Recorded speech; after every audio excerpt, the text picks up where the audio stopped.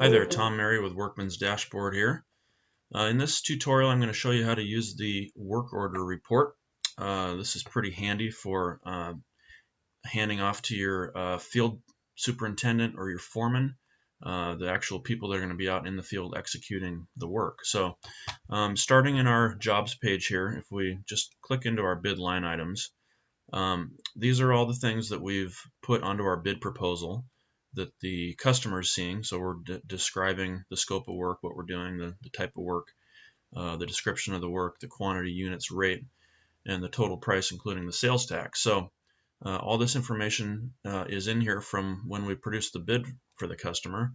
Now when it comes time to actually go out and execute the work, and we need to give something to our field leader in order to communicate to them where to go and what we're doing that day, we're going to produce this work order report. And I did that kind of quick. It's the third button down here, the blue one on the right, and it pulls up our work order report here. So this is just slightly different from the bid proposal in a few subtle ways. Just like the bid, it has the job number and the site contact information, the site address, and all that stuff up in the header. And down here, you'll see that it has everything that we had on our bid proposal except for the prices. In most businesses, we don't want our field personnel necessarily to know what we're charging the customer.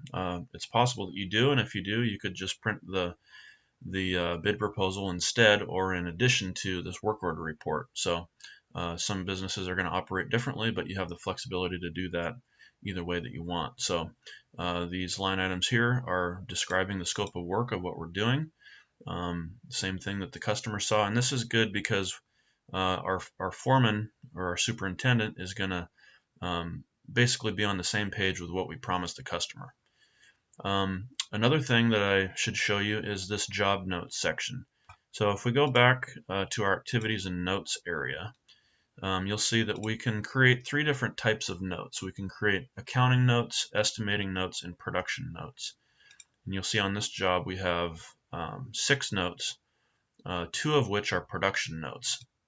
So we created this YouTube video. The salesperson created a YouTube video that either the project manager or the foreman can watch before they go out there, just to kind of see what we're doing that day. And then there's a note here that we're going to need to set up no parking signs in advance of our work for staging and access.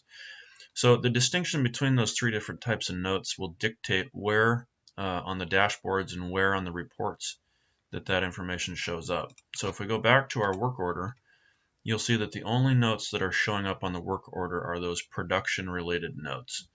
And the reason is that the foreman typically isn't going to need to know what was communicated very early on in the sales estimating process, and they're not going to need to know PO numbers and things related to billing that are in there for the accountant. So we're just trying to give information that's relevant for them to see that they need to know, and excluding everything else. So the work order, this is essentially designed to print out and give to your field foreman.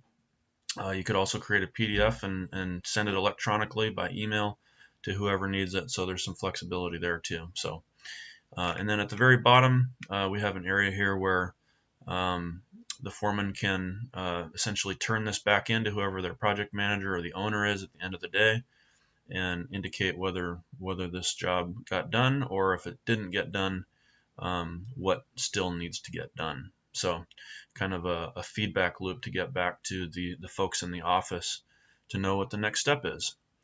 So that concludes this tutorial of the work order report. Until next time.